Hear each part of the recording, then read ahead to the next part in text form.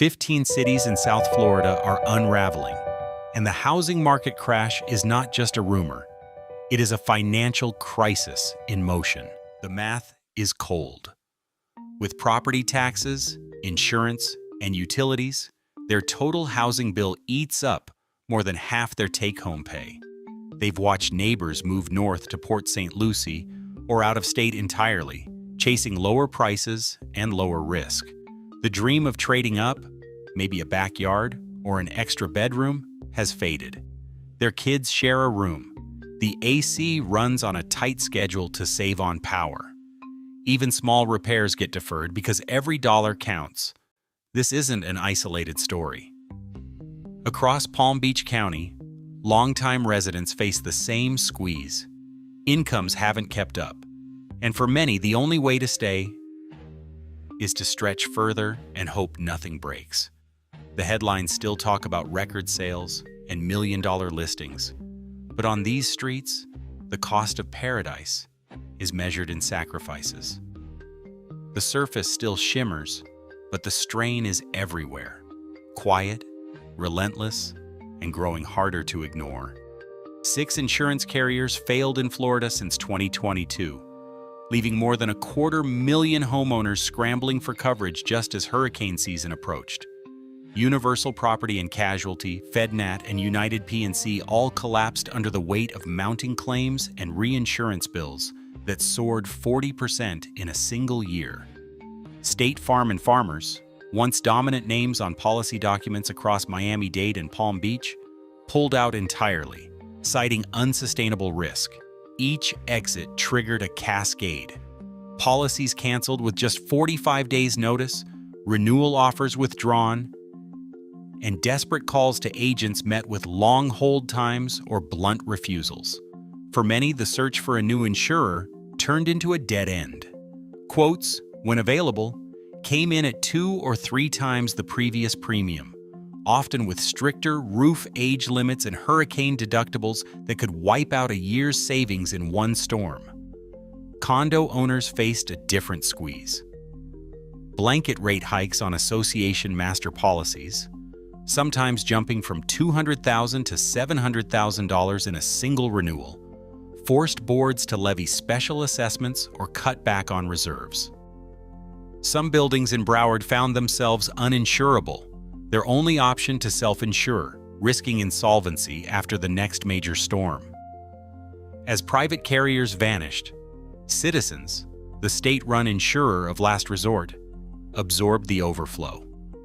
By late 2024, Citizens covered over 1.3 million homes, nearly double its book from just 2 years earlier. But Citizens was never designed for everyday business. Its reserves, though sizable, would be dwarfed by a direct hit from a Category 4 or 5 hurricane. Policyholders knew the math. If Citizens ran a deficit, every property owner in Florida, even those with private insurance, could face emergency surcharges. The scramble for coverage was more than inconvenience. It fueled anxiety at every closing table, with buyers and sellers alike wondering if their deal would unravel before the ink dried. The market's safety net was fraying, one failed carrier at a time. Citizens, once a modest safety net, now insures more than 1.3 million homes, nearly double its book just 2 years ago. Each new policy adds weight to a system built for emergencies, not daily business. State regulators warn that Citizens' reserves, though sizable, would be dwarfed by a direct hit from a major hurricane. The numbers are plain. Citizens holds about $6.5 billion in surplus, but a single Category 4 storm striking a densely built corridor could wipe that out in weeks. The real risk isn't just for Citizens' own policyholders. State law gives Citizens the power to levy surcharges, up to 15% of annual premium, on its customers if claims outstrip reserves. But the reach goes further. If that's not enough, Citizens can impose an emergency assessment of up to 10% per year on nearly every property and casualty insurance policy in Florida, from homeowners to auto, boat, and business coverage. That means a hurricane tax, potentially 25% of annual premiums, could land on nearly every policyholder in the state, even those with private insurance, for years after a major storm. Market analysts point to the 2004 to 2005 hurricane seasons, when citizens collected over $1.5 billion in assessments to cover shortfalls. Back then, the maximum exposure was even higher, up to 45% under the old three-account system. The 2024 legislative overhaul capped the combined surcharge and emergency assessment at 25%. But the principle remains. When citizens runs a deficit, everyone pays. This collective liability hangs over every closing table and insurance renewal. Buyers, sellers, and agents know that one season's bad luck could trigger surcharges that ripple through every household budget in Florida. The system's stability depends on luck as much as actuarial math. For now, Citizens keeps writing policies, but the shadow of a hurricane tax grows longer with each new risk added to the pool. August 24, 1992.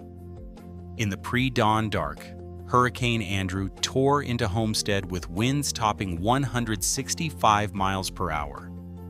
Roofs peeled away in seconds.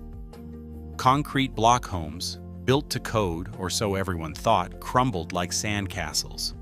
Entire neighborhoods vanished by sunrise. More than 28,000 homes were reduced to splinters, and another 107,000 suffered major damage.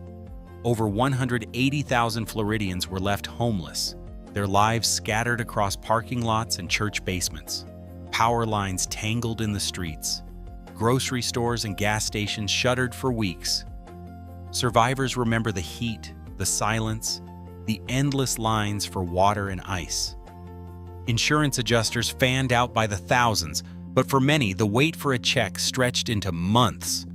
Before Andrew, building codes were a patchwork. Over 400 different rulebooks, enforced at local whim. The storm exposed every flaw. In the aftermath, the question was no longer if Florida would rebuild, but how. The scars of 1992 run deep, a reminder that paradise always carries a price. After Andrew, Florida's building codes underwent a seismic overhaul. The patchwork of local rules gave way to a single statewide code in 2002, demanding hurricane straps, impact glass, and reinforced roofs on every new build. Engineers and policymakers pushed for standards that could stand up to the next Category 5, and the numbers tell the story. Homes built to the 2002 code suffer 87% less wind damage than their pre-Andrew counterparts. That difference isn't just theoretical. Insurance claims from storms like Irma and Ian show a steep drop-off in losses for code-compliant properties, while older homes still rack up repairs and higher premiums. Buyers and insurers both recognize the edge. Properties built after 2002 routinely command higher prices and are easier to insure, a phenomenon known as the code premium. Yet, as the market fills with new arrivals, not every home on the block benefits from these upgrades. For the first time in years, buyers have leverage. Open houses linger longer. Offers come in below asking, often with demands for prepaid insurance, roof repairs, or cash at closing. Sellers who bought at the top now face a choice: slash prices, offer steep concessions, or watch as their equity evaporates.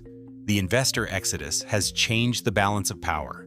Cash buyers, once outgunned by institutional capital, now find themselves courted with incentives and seller-paid rate buydowns. The days of bidding wars and waived inspections have faded into memory. The great unwinding is not just about numbers, it's about confidence. When the big players head for the exits, everyone else takes notice. Sellers who held out for last year's prices are waking up to a new reality, one shaped by risk, not just reward. For buyers, the window is open, but the view comes with a warning. The market's foundation is still shifting, and the next storm, literal or financial, could redraw the map again. In August 2025, Hurricane Aaron's approach triggered a 21.3% cancellation rate in Fort Lauderdale home sales, a level not seen in decades. Florida's housing boom, fueled by 330,000 new residents in 2021 and historic price surges, was suddenly paralyzed. The documentary revealed how rising insurance premiums, with 6 carrier failures and Citizens Property Insurance swelling to 1.3 million policies, left buyers exposed. Despite decades of stricter building codes after Hurricane Andrew, the psychological impact of a major storm remains potent. What no official statement has clarified is how quickly the market can recover or if further insurer exits will follow. The facts show that even the threat of disaster is enough to freeze billions in real estate overnight. As of now, the long-term stability of Florida's housing market and the state's response remains an open question, documented in public records and sales data. In Florida, the cost of paradise is still being calculated.